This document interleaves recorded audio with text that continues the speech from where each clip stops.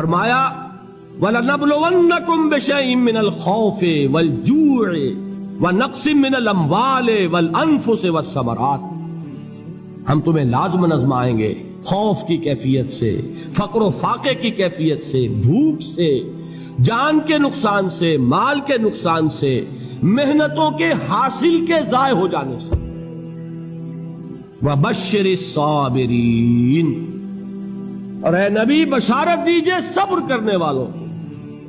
الَّذِينَ إِذَا أَصَابَتْهُمْ مُصِيبَةٌ، وہ کہ جب ان پر کوئی تکلیف آئے، کوئی مصیبت آئے، کوئی آزمائش آئے، قالوا انا للہ وانا الیہ راجعون، وہ یہ کہیں کہ ہم اللہ ہی کے ہیں، اللہ ہی کی طرف لوٹ جانا ہے۔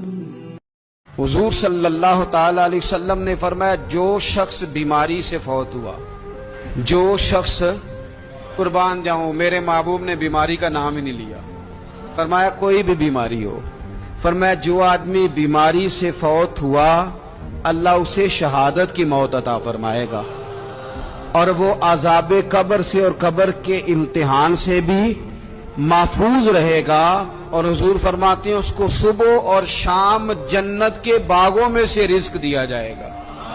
جو کسی بھی بیماری سے مرا، یہ لوگ بیماری سے مر رہے ہیں تو لوگوں نے اچھوت سمجھ رہے ہیں، اچھوت، یہ اچھوت نہیں ہے، اس لیے کہ لوارث نہیں، یہ خدا رسول کے ماننے والے ہیں، تم انہیں اچھوت کہہ رہے ہو اور مدینے والے رسول انہیں شہید فرما رہے ہیں۔ حضور نے فرمایا جو بیماری سے مرے شہید ہے، وہ قبر کے عذاب سے محفوظ رہے گا اور جنت کے باغوں میں سے اللہ رزق دے گا۔ لوگ کہتے ہیں دیکھو جی بڑا تانگ ہو کے دنیا سے گیا ہے، تو اس بندے کو بھی عذاب قبر نہیں ہوتا۔ کمزور نہیں پڑنا، ہم گناہگار ہیں، ہم سیاہکار ہیں، ہمارے اندر خطائیں ہیں، پر غلام بھی تو مدینے والے محبوب کے ہیں نا، کلمہ بھی تو نبی کریم کا پڑھتے ہیں نا، اللہ مہربان بھی تو بڑا ہے نا، ہمیں غور بھی کرنی ہے، احساس بھی پیدا کرنا ہے، لیکن مایوسی کا شکار نہیں ہونا۔ کتنی بڑی بات ارشاد فرمائی، فرمایا لا تقنطوا من رحمت اللہ، تم نے میری رحمت سے نا امید نہیں ہونا، اللہ کی رحمت سے نا مالک کیا ملے گا؟ فرمایا ان اللہ یغفر الذنوب جميعا، اللہ سارے گناہ معاف فرما دے گا۔ ایک دن ایک صاحب مجھے آگے کہنے لگے جی کسی نے بندش کر دی، کاروبار باندھ دیا ہے، سچی گل دسیا جی انج ہو سکتا ہے کہ اللہ کسی دے کر رزق کر لے تے راہ جو بندہ کو بن چڑے؟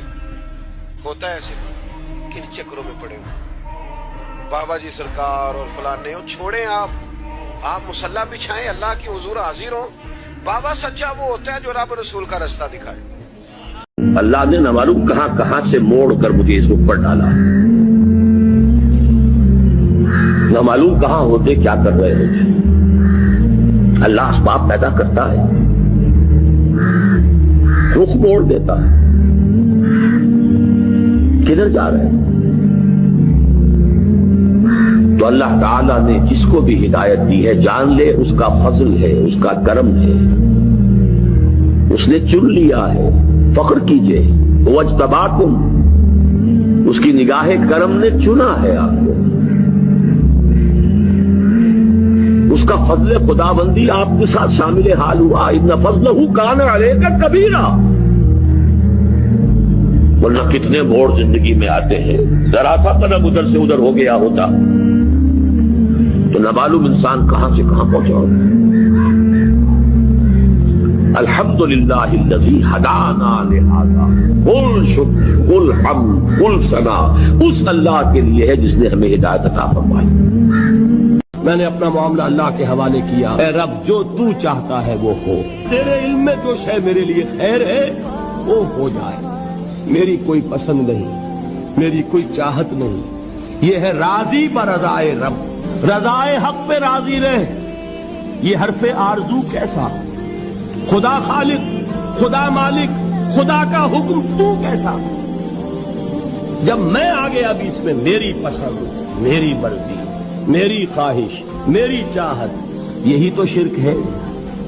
ما شاء اللہ کان وما لم یشاء لم یکن، جو اللہ نے چاہا وہ ہوا۔ انسان کو اگر اللہ نے ہدایت دی ہے تو اس ہدایت کو مضبوطی سے تھامنا، ایسا نہیں ہے کہ بس جیب میں آ گئی تو آ گئی، محفوظ ہے، جہاں پونجی ہوتی ہے وہیں چوری کا اور ڈاکے کا خوف بھی ہوتا ہے. کوئی پونجی نہ ہو، کوئی دولت نہ ہو تو کہاں کی چوری اور کیسا ڈاکہ. رہا کھٹکانا چوری کا، دعا دیتا ہوں رہزن کو، اگر وہ ہدایت کی پونجی ہے تو ہر آن خطرہ محسوس کیجئے، ہر چہار طرف سے اس کے اوپر حملہ ہوگا. نہیں ہو رہا ہے تو ہدایت نہیں ہے. مسلسل ویجیلنس، مسلسل احتیاط، مسلسل اس کے لیے اہتمام کی ضرورت ہے. ایسا نہ ہو کہ ہدایت آ کر ہاتھ سے چلی جائے.